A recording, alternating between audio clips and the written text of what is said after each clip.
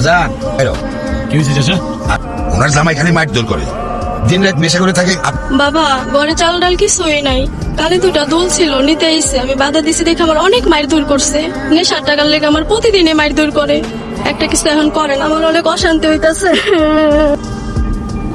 আমি তো ট্যাক মাল পাঠাইছি, খালি ঝামেলা করে, টাকা দেনা পয়সা দেনা, খালি ঝামেলা করে, কি করবো? আমার মারতেছেন কে? কি করছি আমি? নিজের বউয়ের গায়ে হাত তুলতে তোর হাত কাঁপে না? ও আপনাদের কাছে বিচার দিছে? হ্যাঁ, তা আমার বউ, আমি মারি আর দড়ি, এ আমার ব্যাপার।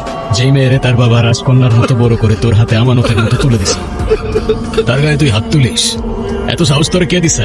যদি এই হাত দিয়ে সেকেন্ড বার তোর বউরে তুই মারতে যাস, আর কোনোদিন মারবো না। এলাকাটা আমার, তো ইনসাফটাও আমার, মনে থাকবে। মনে থাকবে। আমি আপনার ইন্টারভিউ নিতে চাই। ক্যামেরার সামনে বসে সত্যি কথা বলার সাহস কি আপনার আছে? ইন্টারভিউ?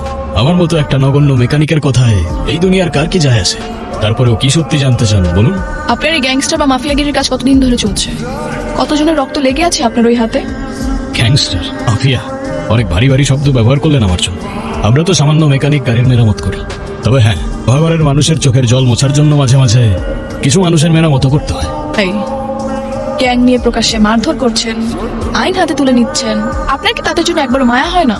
আপনার কি মনে হয় না আপনি সমাজের জন্য একটা অভিশাপ? আপনার ভুল ধারণাটা আমি বুঝতে পারছি, কিন্তু আগেই তো বললাম, মানুষের চোখের জল মোছার জন্যই আমরা মানুষের মেরামত করি। আমাদের এই দরবার মানুষের জন্য, কারোর ক্ষতি করি না আমরা। একজন জলজান্ত খুনি বলছে সে নাকি কারো ক্ষতি করে না। আমাকে এইটা বলুন, যদি আপনি কিছু করেই না থাকেন তাহলে ওই লোকটাকে আপনি এভাবে কেন মারলেন? কি করেছিল উনি?